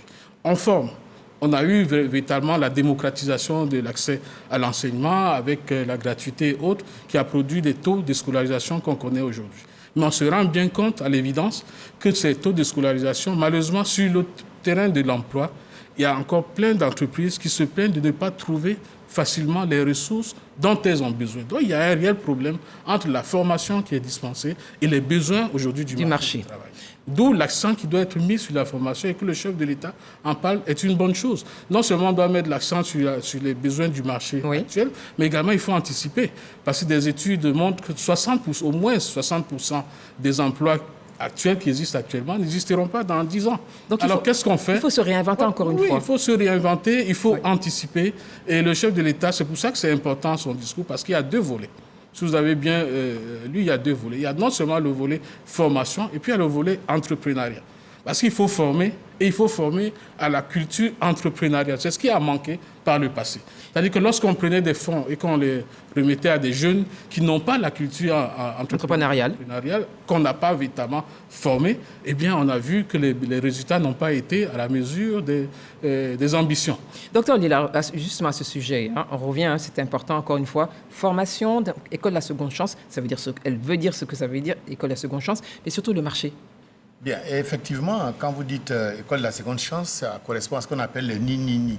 Ni instruit, ni connaissance, ni expérience, ni argent. Donc, ils ne peuvent pas être businessmen, ils n'ont pas de compétences spécifiques, etc. Ça, c'est un volet à part, ils doivent être privilégiés parce que ce sont les plus fragiles. Ensuite, maintenant, quand on parle d'adéquation, formation, emploi, il faut voir qu'on a toujours formé les gens dans le sens de l'instruction. Parce qu'à l'époque, pendant ce qu'on appelait l'économie était tellement florissante dans le monde entier. Même ce problème d'adéquation n'est pas propre à la Côte d'Ivoire, il est propre au monde entier. Parce qu'on a suivi des systèmes scolaires. Si vous prenez les pays anglophones, ils sont dans un autre système. Vous verrez que très rapidement, ce qui est le plus encouragé chez les jeunes, et c'est aussi le cas en Allemagne, c'est l'alternance. C'est-à-dire qu'en même temps qu'on vous forme, vous pensez déjà à trouver du travail et à vous nourrir et à vous prendre en charge. De telle sorte que là-bas, ce qui est mis en avant, les gens sont rapidement autonomes, opérationnels. Alors que dans le système francophone, il faut le dire, c'est une affaire de diplomites. On accumule les diplômes. Et à l'époque, ça ne se voyait pas parce qu'il fallait savoir lire, écrire, etc. et signer des documents. Mais maintenant, comme vous l'avez dit, il faut se réinventer. Et là, les Canadiens parlent de capacité. Ce n'est pas forcément le diplôme, mais ce sont des capacités à faire valoir. Même la culture entrepreneuriale dont il parle. Ce sont des capacités. Capacités, compétences. Autant de moyens que vous voulez, mais ça va commencer d'abord par l'état d'esprit. Le francophone n'est pas un créateur d'entreprise, c'est plus un théoricien. C'est pour ça que c'est une révolution mentale qu'il faudrait quasiment. Je n'ai pas dit que tous les jeunes sont dans la même logique, mais je veux dire que il vous écoute, le président. Ça veut dire que c'est une question de modèle. Moi, j'ai échangé avec des Nigérians, ils m'ont dit, chez eux, terre à terre, on ne compte pas sur l'État pour quoi que ce soit. Vous voulez construire une maison, vous êtes obligé de faire un forage. Vous devez être obligé de trouver les mécanismes pour mettre de l'électricité. De telle sorte qu'on ne compte jamais sur l'État. Ça crée un état de débrouillardise qui fait que très rapidement, ils sont tous des businessmen. Oui, mais l'État ne peut pas être totalement absent. Non, c'est ce que j'ai dit. Il ne peut pas être totalement absent. C'est pour ça que quand on parle d'inadéquation, il y a des choix d'État. C'est-à-dire que quand on dit que... Parce qu'aujourd'hui, c'est l'État seul qui peut commencer à dire très tôt aux jeunes, aux uns aux autres. Je sais qu'il y a eu même des expériences de ferme-école. Il y a eu des expériences de chantier-école. C'est-à-dire que vraiment, sur ce plan, je me rends compte que le gouvernement ouvre sa panoplie pour expérimenter beaucoup de choses. Nous y sommes. Alors, avant de vous passer la parole, parce que je sais que vous avez envie de dire quelque chose, je voudrais quand même que... On parle des attentes, parce que c'est vrai que nous avons parlé de la prise de parole à la nation du président de la République. Et aujourd'hui, il y a quand même ces populations qui attendent quelque chose. Elles ont aussi leur ressenti. Alors, suivons cet élément, des populations qui partagent leurs attentes pour 2023, toujours au micro de Siaka Kone et Ahmed Touré. Je remercie le bon Dieu de nous amener quelqu'un, hormis la politique, mais rigoureux sur le travail, et nous tous, nous avons vu, et nous voyons ce qui est là. Parlant de Smith, vraiment, c'est quelqu'un peut-être social. Il a compris la grogne des gens et des autres. Et aujourd'hui, voilà la preuve. Deuxièmement, le finissement des travaux. Je voyage beaucoup et je vois. Il faut voyager pour savoir ce que le vieux a fait. Il faut voyager pour savoir ce qu'il a fait. Il a dit que dès la première semaine, je ne sais plus quoi, les fonctionnaires allaient percevoir une prime. Nos 46 soldats qui sont incarcérés au Mali reviendront bientôt. Voilà, ça c'est rassurant. Pour les PME, il dit que nos factures ne vont plus excéder 30 jours. Ça m'a beaucoup intéressé parce que je suis moi-même directement concerné. Nous demandons en retour que le président puisse vraiment donner la chance à beaucoup de jeunes Ivoiriens, surtout les étudiants, d'aller à l'extérieur pour non seulement se former, mais se former par rapport aux emplois qui sont disponibles. Parce que nous constatons qu'il y a des filières qu'on nous demande de faire. Et quand on finit de faire ces filières-là, on a des diplômes, mais on a du mal à s'insérer dans la société. Et il y a beaucoup de nos frères aujourd'hui qui ont les masters, qui ont les doctorats, mais qui n'arrivent pas à travailler. Alors justement, donc, ceux qui sont intervenus dans ce micro-trottoir évoquent également la question de l'adéquation entre formation et l'attente ou les demandes du marché. Est-ce, Président, un réel problème aujourd'hui? Non, je pense que le plateau était très éloquent là-dessus. Il y a une inadéquation entre les formations que nous recevons dans les établissements et le marché de l'emploi. Mais je pense également qu'il y a des dispositions qui ont été prises dernièrement en ce qui concerne le fait d'inculquer la culture entrepreneuriale aux plus jeunes. Je pense que dans les établissements aujourd'hui, dans les curricula de formation, il y a des dispositions prises parce que effectivement ça va se poursuivre. Et bien heureusement, et le tout, ce n'est pas de tenir à disposition donc d'un jeune ou encore d'une personne les moyens pour pouvoir entreprendre, mais c'est l'encadrement également. Et je pense que l'État a tout intérêt à suivre, à avoir un bon mécanisme de suivi et donc de tous ces projets qui sont financés, parce que l'intérêt aujourd'hui de l'État, ce n'est pas de donner de l'argent à Ibrahima Diabaté que je suis, mais c'est d'accompagner l'initiative de M. Diabaté, mais faire en sorte que M. Diabaté soit à mesure de rembourser pour qu'un plus grand nombre de jeunes puissent en bénéficier. Alors aujourd'hui, qu'est-ce que vous dites ou vous diriez à ces jeunes, Valentin, Sylvain Nguessan et Dr Lille, vous à la fin, qu'est-ce que vous direz à ces jeunes qui sont, on ne va pas dire privilégiés, mais le président de la République a décidé que 2023 serait l'année de la jeunesse. Qu'est-ce que vous leur diriez aujourd'hui au regard de votre expérience pour une Côte d'Ivoire qui demeure prospère, qui continue à rayonner, qui soit solidaire comme l'a demandé le chef de l'État? Qu'est-ce que vous leur diriez? Ou lui diriez, puisqu'on parle de la jeunesse et les jeunes? Bon, le sermon, il est connu. Hein? Prenez-vous un charge, soyez responsable, regardez. Ça, je veux dire, c'est ce qu'on entend tous les jours. Oui, bon, c'est toujours les mêmes choses qu'on va dire. Comment on fait? Maintenant, une année, on ne change pas de mentalité. La conduite du changement, ça demande plus de temps que ça. Il faut commencer un jour. Oui, mais je dis une année, ça ne suffit pas. D'accord. Jusqu'où nous sommes aujourd'hui, dans ce classement-là, au niveau de la motivation en entrepreneuriat, jusqu'au combien de temps il faut conduire ce changement dont le sociologue parlait tantôt? Il faut combien de temps pour que l'Ivoirien soit conscient que le business, ce n'est pas seulement d'ouvrir des dépôts de vente de boissons, ce n'est pas des chambres de passage seulement, mais c'est plus profond que ça. Ce n'est pas à la fin du mois, dire j'ai eu 30 000 francs de bénéfices, se retrouver au maquis. Combien de temps il faut pour la conduite de ce changement-là? Ce n'est pas 6 mois, ce n'est pas 1 an. C'est toute une génération pour changer cette mentalité-là. Alors j'ose croire que de gouvernement en gouvernement, il y aura cette continuité administrative que 2023 servira certainement à relancer le basique, 2024-2025, et qu'on va continuer au moins jusqu'en 2050, qui est l'année en géopolitique du basculement géopolitique de notre monde. Sinon, une année...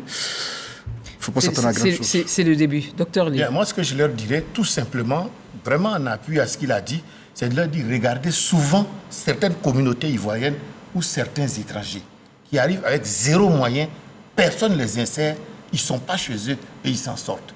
Parce que déjà, ils sont débrouillards, ils sont responsables, ils sont autonomes et ils sont prêts à faire avec les moyens du bord. Voilà. Et peut-être demander aux parents de moins surprotéger leurs enfants. Ça peut beaucoup nous aider. Parce que tout ce qui part de l'enfance grandit sans difficulté. Parce que si vous attendez que quelqu'un ait un master, avant de lui expliquer qu'il y a quelque chose qui s'appelle culture entrepreneuriale, il y a quelque chose qui s'appelle et ceci et cela, alors que lui il pensait qu'un jour il allait se retrouver dans un bureau, JCD, jeune cadre dynamique, à signer des papiers et recevoir de l'argent. Est-ce qu'on en est encore là? Bon. Docteur. On n'en est pas forcément loin. Quand on voit le nombre de candidats à l'ENA... Pardon? Quand on voit le nombre de candidats à l'ENA, la mentalité persiste. Hein? Il faut justement, mais c'est aussi le rôle aussi des aînés et puis le rôle des experts que vous êtes dans votre domaine, de contribuer, d'accompagner, parce que je pense qu'on est tous passés par là. Valentin, je voudrais vous entendre sur cette question. Puisque la question, c'est qu'est-ce qu'on dirait aux jeunes? Qu'est-ce que le message, que vous leur passeriez? C'est que, comme dit la chanson, c'est le moment. C'est plus que jamais le moment, parce que si le chef de l'État a décrété l'année 2023, année de la jeunesse, ce ne sera pas à l'État seul de tout faire. Il faudrait déjà que des jeunes s'organisent davantage, parce que plus on s'organise, même en association, en club et autres, et plus on est fort, plus on est capable de pouvoir mener des projets qui durent. Et qu'on ne soit plus dans la logique de l'assistanat, et puis un jeune qui ouvre une entreprise aujourd'hui, la start-up, on sait qu'au bout de 3 ans, c'est terminé. Il faut donc que les jeunes s'organisent pour pouvoir sortir de cette logique. Et il faut également que les pouvoirs publics ne s'arrêtent pas seulement à décider des fonds à octroyer et autres. Et je me réjouis du fait que le discours du chef de l'État vient après le lancement d'un programme, pour moi, qui est un programme fondamental aujourd'hui pour pouvoir faire naître davantage de PME dynamiques en Côte d'Ivoire. C'est le programme PEPIT, le programme pour l'innovation et la transformation des entreprises, qui vise justement non seulement à mettre à accompagner par des moyens financiers des PME qui se créent, mais également leur inculquer même des notions de management, les encadrer. Parce que ça a manqué par le passé. Et aujourd'hui, encore à l'actif du gouvernement pour l'année dernière, on a eu la création du GUD, qui est le guichet unique de développement des entreprises. Donc tout est fait. C'est pour ça que je dis que c'est le moment. C'est le moment. Non seulement tout est fait, des dispositions qui n'existaient pas avant ont été prises au plan administratif, mais également le marché recommande qu'ils s'y jettent dès maintenant, parce que nous sommes désormais dans un marché ouvert avec la ZLECAf, la zone de libre-échange continentale africaine. Ça, c'est encore un autre sujet avec la ZLECAf, parce que tout n'est pas... Il faut s'organiser pour cela. Oui, il faut se préparer. Oui, il faut s'y préparer, mais c'est maintenant. On ne va pas attendre que tout soit déjà lancé pour y aller, sinon les peuples qu'on a soulevés, qu'on a évoqués tout à l'heure, seront toujours les premiers. Il faut bien qu'on commence. C'est vrai, comme dit le politologue, 1 an, c'est pas évident pour pouvoir tout changer, puisque non seulement l'État doit faire ça, mais également l'État doit agir sur un autre levier, qui est celui de mettre fin à l'émergence, à la survalorisation des contre-modèles, qui ont totalement déstructuré la société. Modèle, valeur... Et compétences. Compétences. Je voudrais entendre le président Diabaté. Et avant de vous entendre, il y a M. Aboubacar qui nous écrit du Mali. Il me dit les jeunes doivent savoir ce qu'ils veulent. Ça, je résume. Il y a des opportunités d'emploi et il faut chercher à se former. Les besoins de formation viendront d'eux-mêmes. Qu'est-ce que vous dites? Non, moi je pense que il faut quand même essayer de puiser un peu plus loin dans ce qu'il a dit. C'est son avis. Je ne pense pas. Et on salue le Mali qui nous suit ce soir. Je ne pense pas que les jeunes Ivoiriens ne savent pas ce qu'ils veulent. Quand vous prenez par exemple aujourd'hui un jeune qui fait la fierté de la Côte d'Ivoire dans le domaine de la distribution de l'élevage, Ben Aziz Konaté, il a commencé avec 50 000 francs CFA. Aujourd'hui, il a des représentations partout à l'intérieur du pays. Quand vous prenez Daniel Oulaï, qui a été lauréat plusieurs fois du prix Castel et qui fait la fierté de la Côte d'Ivoire, quand vous prenez les jumeaux Diakité qui sont dans le domaine de la cacaoculture, et aujourd'hui même j'ai suivi un reportage sur l'une des chaînes de notre beau pays, la Côte d'Ivoire, qui eux-mêmes exportent aujourd'hui des produits. Quand vous voyez aujourd'hui que le meilleur chocolat qui glane des lauriers, donc au niveau de Paris, est le chocolat de Dalois, ça veut dire qu'il y a de l'espoir, ça veut dire qu'il y a une prise de conscience. Il y a des jeunes qui travaillent à améliorer leur quotidien, mais mieux, qui ont pris conscience effectivement du rôle qu'ils doivent jouer dans toute cette dynamique qui a été lancée. Bien évidemment, il faut faire beaucoup plus d'efforts. Oui. Le président de la République a tendu la main à la jeunesse et moi je suis optimiste, je suis sûr et certain qu'en cette fin d'année, nous ferons le bilan de tout cela et nous tirerons une grande satisfaction de cela parce que je suis sûr et nous y travaillerons que les jeunes donc envahiront tous les services publics en charge donc de traiter toutes ces questions-là, en tout cas pour le meilleur de leur quotidien parce que tout ce qui est fait pour moi, sans moi, est fait contre moi. Aujourd'hui, il y a une association des jeunes qui travaille donc à porter les aspirations des jeunes, c'est-à-dire le Conseil national des jeunes de Côte d'Ivoire, qui est la fêtière. qui est la fêtière de toutes les organisations de jeunesse. Nous demandons également à nos pères jeunes, s'ils se rendent donc dans les services en question et qu'il y a des difficultés, c'est bien de nous les faire remonter pour que nous saisissions les autorités compétentes en vue donc de l'amélioration de toutes ces conditions. Mais je reviens là-dessus, je suis optimiste, je suis sûr et certain que toute cette ambition qui a été affichée par le président de la République trouvera un écho favorable. Les jeunes répondront. J'étais même aujourd'hui au niveau du Carrefour Les Oscars où il y a un chauffeur de taxi qui a garé parce qu'il m'a reconnu, il me dit « Ah, monsieur Diabaté... » Oh, vous êtes célèbre. Oh, mais non, c'est pas ce que je suis en train de dire. Vous serez encore plus célèbre ce soir. C'est pas ce que je suis en train de dire. Et il me dit, monsieur Diabaté, monsieur Diabaté, j'ai vu à la télévision dernièrement qu'il y a un projet que Emploi Jeunes lance pour financer des projets. Est-ce que moi, ici, chauffeur-là, je peux aller? Je lui ai dit, oui, tu peux aller. Effectivement, il faut te rapprocher des guichets Emploi Jeunes.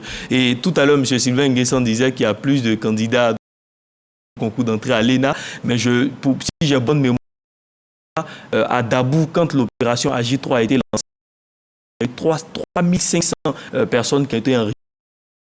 Je pense que c'est quand même un peu plus loin. Ici, on essaie de faire le ratio sur tout le territoire national, donc de tous ceux qui font avec des candidatures. Oui. Et je veux préciser très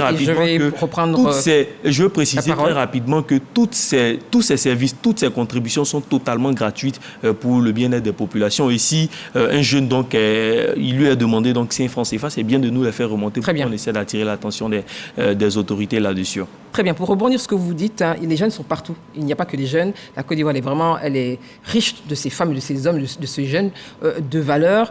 La diaspora, elle excelle également. La Côte d'Ivoire aussi est une terre de spectacle aujourd'hui, de tourisme, et elle abrite de grands événements. On en a vu le CEO Forum, le Canex. À l'étranger, il y a eu le leadership de la Côte d'Ivoire, la francophonie. Oui, Valentin? Non, je parlais de la COP 15. La COP 15, oui. Il venait la COP 15. Tous ces éléments font de la Côte d'Ivoire un carrefour incontournable dans différents domaines. Comment justement on réussit?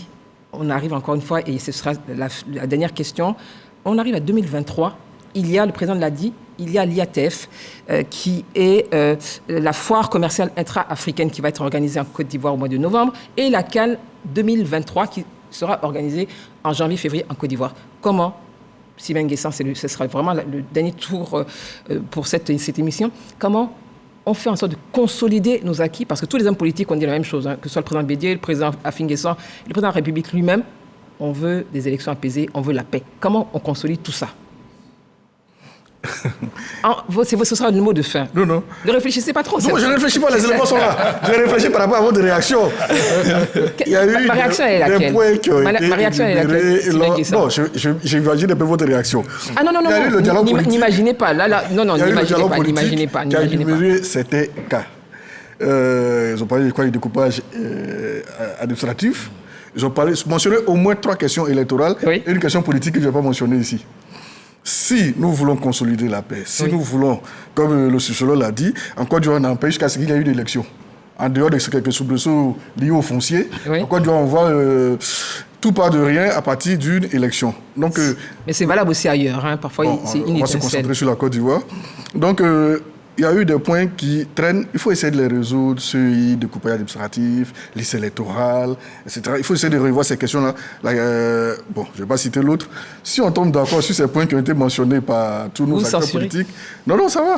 Qui ont été mentionnés par nos acteurs politiques. C'est vous qui vous censurez, c'est pas la RTI. Il n'y a pas de raison que les élections à venir débouchent sur autre chose. On a vu l'élection législative qui s'est passée sans grand conflit. Pour la première fois depuis 1990, il y a eu, en 2015, il y a eu une élection sans mort d'homme. Donc ça peut se poursuivre? Oui, ça peut se poursuivre, mais il y a des points qui ont été soulevés. Il faut les traiter en profondeur. Très bien. Valentin, je ne veux pas revenir les ingrédients pour... Je ne vais pas revenir sur l'aspect politique que le docteur Nguessan a suffisamment étayé tout à l'heure. C'est-à-dire que sans paix, on ne peut rien faire. Et donc, tant qu'on peut encore le faire, eh bien, il faut assurer toutes les conditions d'une paix vraie, d'une paix véritable pour que les esprits soient apaisés et qu'on aille à zéro violence lors d'une élection. Ça s'est fait déjà avec la décrispation qu'il y a eu en 2021. Il faut bien poursuivre. Il faut, comme le chef de l'État l'a dit, que ces élections prouvent quand même la maturité du système démocratique ivoirien. C'est vrai qu'il est encore jeune, mais ce serait bien quand même qu'on donne de ce point de vue l'exemple d'une élection d'élections apaisées. Que ce ne soit pas toujours des confrontations violentes. Et comme le président Afin-N'Guessan, vous avez bien fait de dire que la plupart des leaders politiques se sont rejoints sur ce point, que ce soit une confrontation tranquille entre des programmes alternatifs, C'est vrai que les élections locales, par essence, mettent en valeur plus la personnalité des individus, mais c'est également des programmes qu'il faut porter. Et maintenant, cette année 2023, c'est une année avec de très bonnes perspectives économiques, malgré donc, en dépit de la situation internationale qui est très volatile. Il y a encore les conséquences de la Covid-19 qui sont là, il y a encore la guerre russo-ukrainienne, mais il faut rester optimiste, d'autant plus que le champ baleine au niveau pétrolier, va entrer en production peut-être dès le premier semestre de cette année pour en rajouter déjà aux recettes de l'État. Optimisme. Rapidement, Dr Lille, et après le président. Responsable demande l'union sacrée, que ce soit autour de la jeunesse ou que ce soit autour des événements mondiaux ou internationaux, que tout le monde nous regarde, c'est vrai.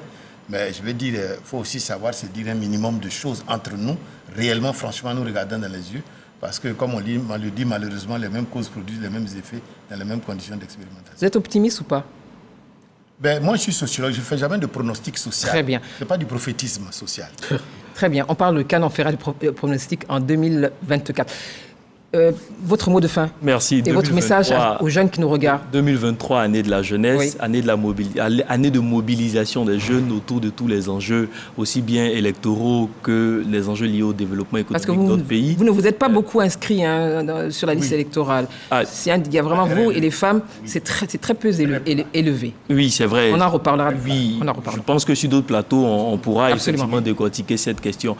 Mais je pense que 2023, année de la jeunesse, comme je le disais, marquera en tout cas l'implication des jeunes dans toutes ces questions qui ont été évoquées sur le plateau télé. Moi, je marque en tout cas mon optimisme sur l'intérêt des jeunes dans tout ce qui concerne l'amélioration de leurs conditions de vie. Je salue au passage le projet de loi d'orientation sur la jeunesse qui a été adopté en Conseil des ministres dernièrement et qui permettra d'acter la participation des jeunes aux prises de décision. Je pense que dans cette veine, en début d'année, il y a donc les traditionnels donc vœux qui sont adressés à l'attention du chef de l'État. Ça ne m'étonnera pas, bien sûr, c'est un plaidoyer que je fais, que pour la première fois, au moins ces 20 dernières années, qu'un jeune, sinon la jeunesse, soit représenté donc à ces occasions-là. Très bien. Merci beaucoup. Très bien. Sylvain, une seconde, juste pour vous dire qu'en tant que sociologue, je fais confiance à l'homme, mais l'homme est capable de tout. Docteur N'Guessan Sylvain, merci infiniment. Valentin Bougueng, merci beaucoup. Président Diabaté, merci infiniment. Merci. Docteur Lille, merci infiniment. Mes remerciements particuliers à toute l'équipe qui a permis la réalisation de cette émission, toute l'équipe technique, la rédaction et la direction des magazines d'information. Parce que sans paix, rien n'est possible. Cette assertion est tirée du programme Côte d'Ivoire solidaire. Mesdames, Messieurs, merci d'avoir suivi cette émission. À très bientôt. Bonsoir et restez sur RTI 1.